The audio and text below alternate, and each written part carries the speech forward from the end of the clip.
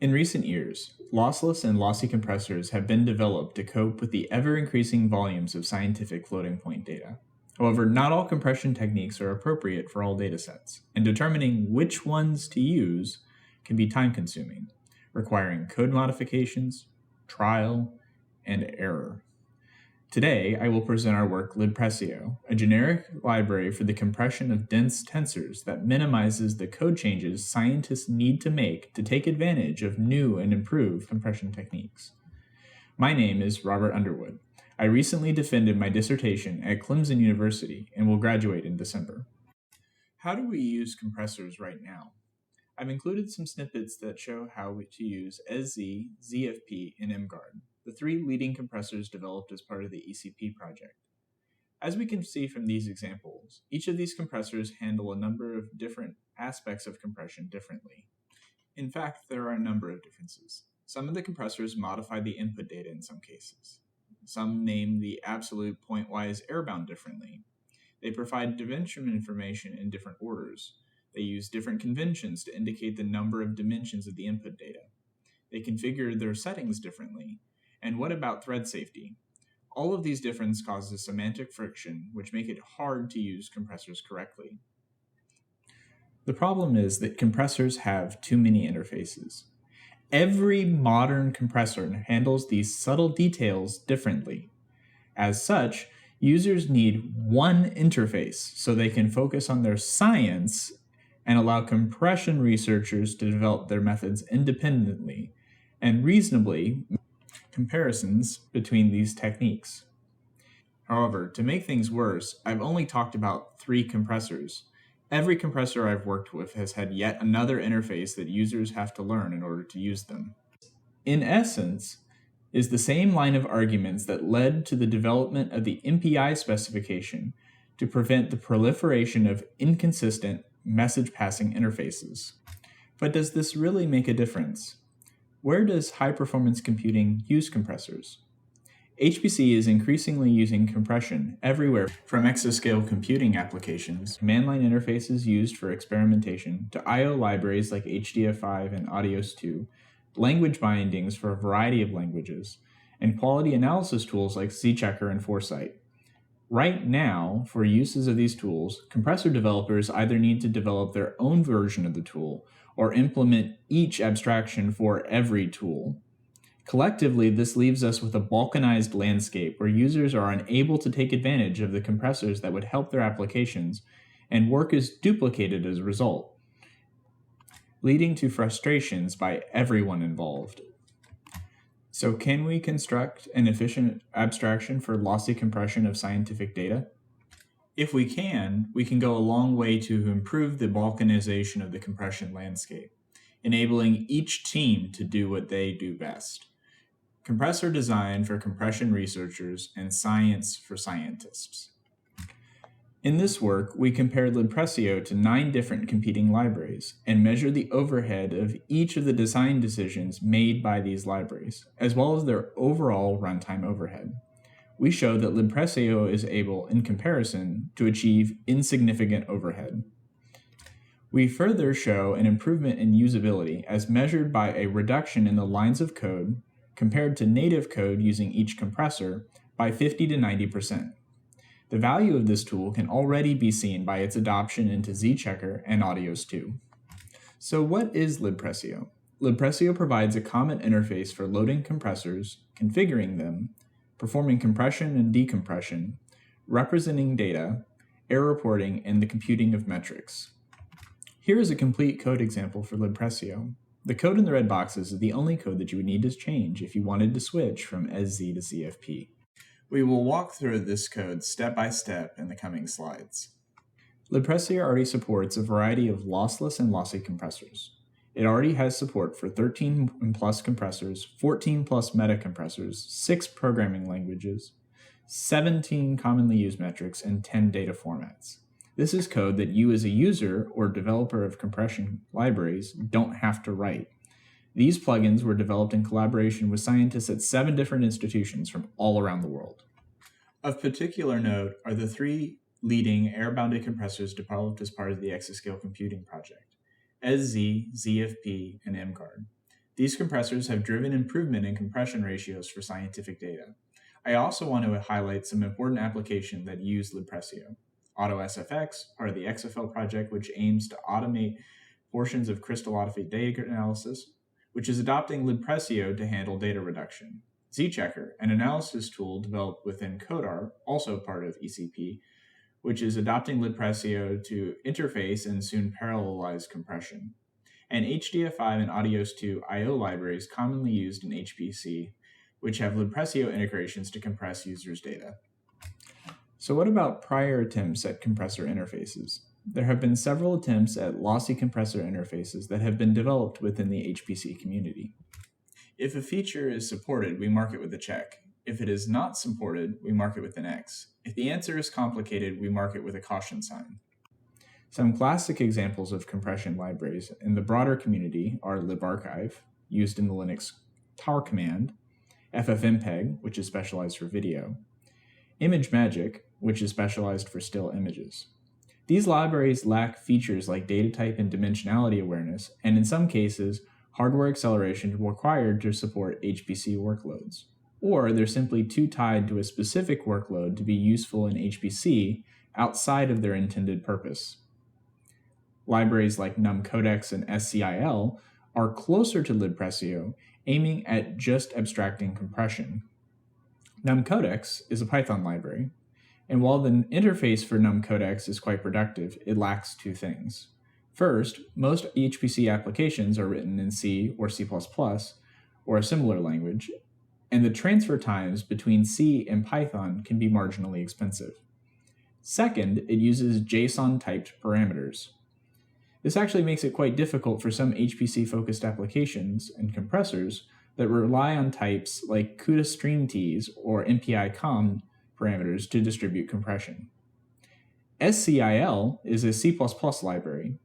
It features a fixed function pipeline where users can customize slots in a pipeline to apply different types of pre- and post-processing to compressors. ADIOS2 and HDF5 are I/O libraries that are designed to aid users in working with parallel and distributed file systems commonly used in HPC environments. Both have subsystems that allow compressors to be used and reduce the volumes of data being stored or transported. ADIOS2 and HDF5 both require, quote, stringly typed parameters for their compressor plugins, causing some of the same issues that numCodex faces. Compression analysis tools like Foresight Cbench and ZChecker also provide their own compression abstractions, but these interfaces are not the focus of these tools. Foresight, the analysis tool, and ZChecker's compression abstractions were not to be designed to be embedded into native application. However, Cbench, Foresight's compressor abstraction, and ZChecker's analysis component are embeddable. We indicate this with a caution sign. ZChecker's compression abstraction lacks support for more than 4D data. Additionally, many of these libraries lack introspection capabilities for compressors to report what settings they support to the user. This makes writing bindings for these compressors in different languages difficult. Many of these libraries cannot be extended to support new compressors without forking the library or breaking the ABI. This can make it harder for users to migrate when new versions of these compressors are available. So what do these design decisions cost? Ignoring dimension information can result in a 1.4 to 1.8 times worse compression ratio. Ignoring the data type can reduce compression by 1.8 times and break air bounding, a key feature of modern compressors. Making a non-embeddable design can result in a 1.2 to a 2 times slowdown.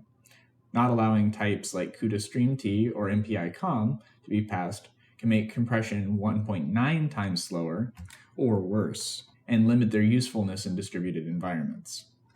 So how is libpresio designed to address this performance issue? libpresio sits between applications, shown in purple, and compressors, shown in yellow.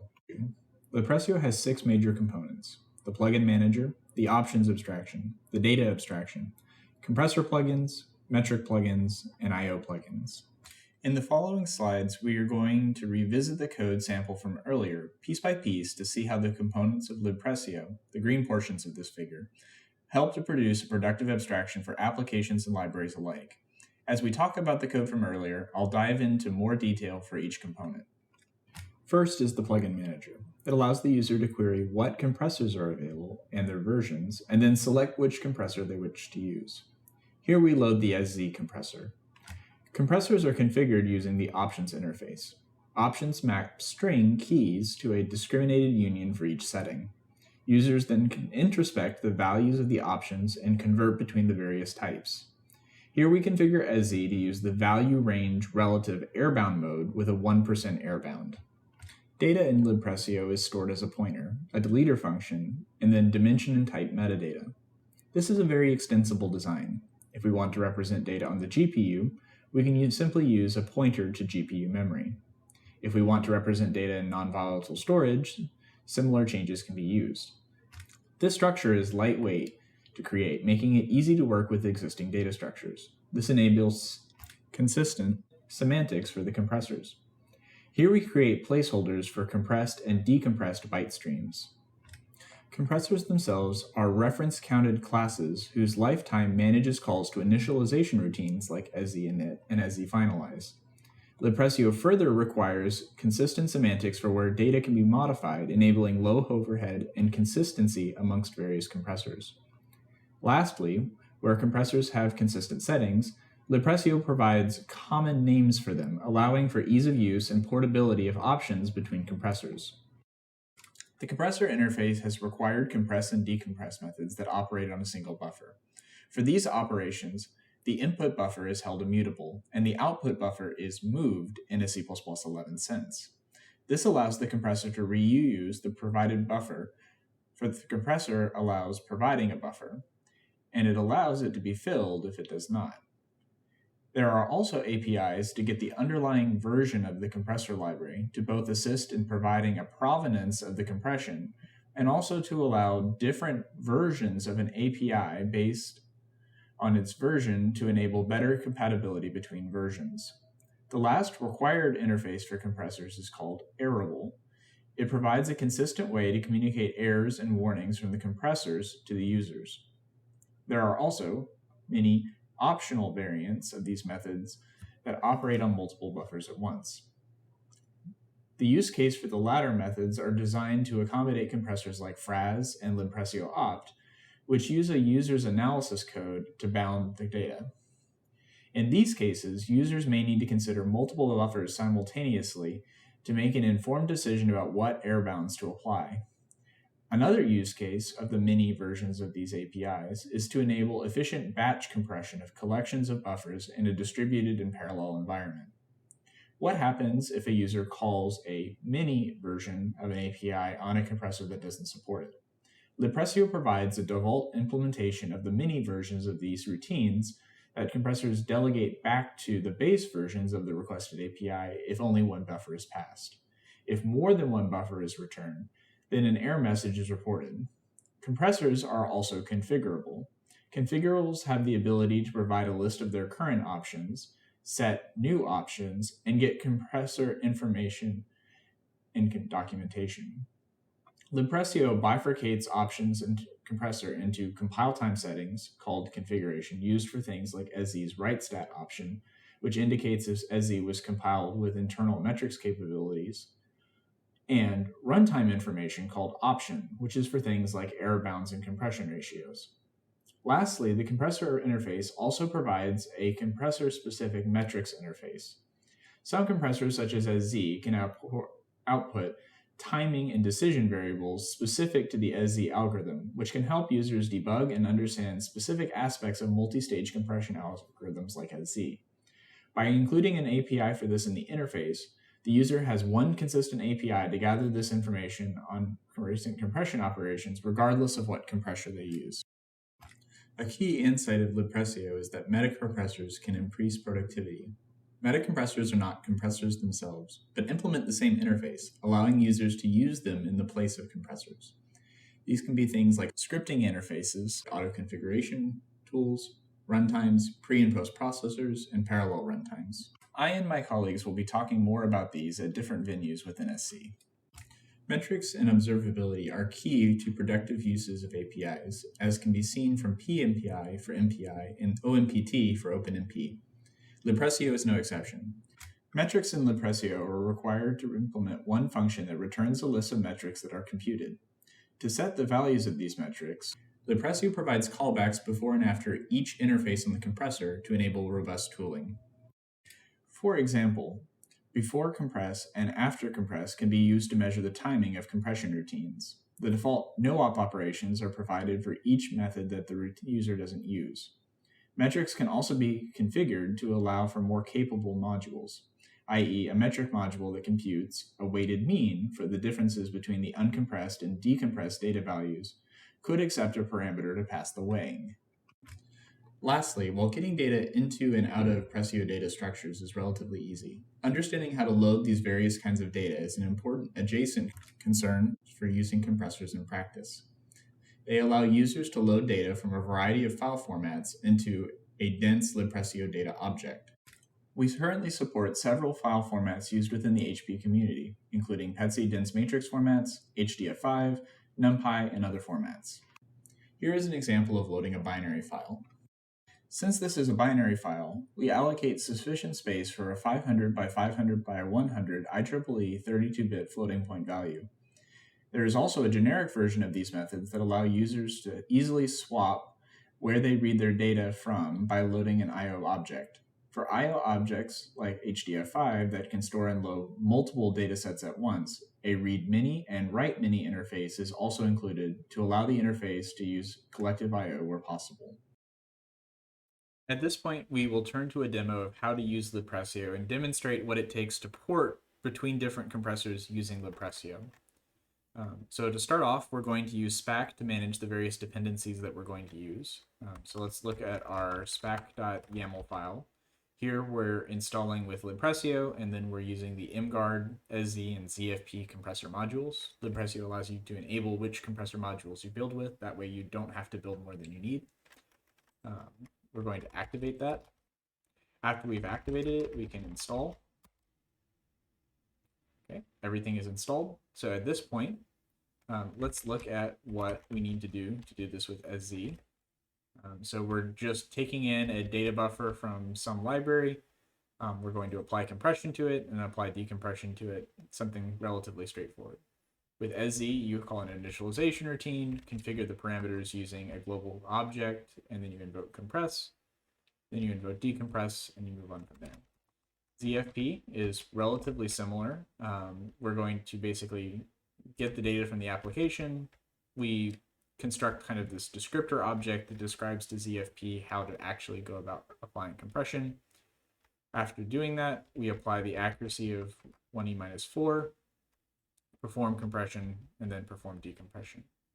So what does doing this with Libpressio look like? So with Libpressio, our code sample looks something like this. We get the data from the application.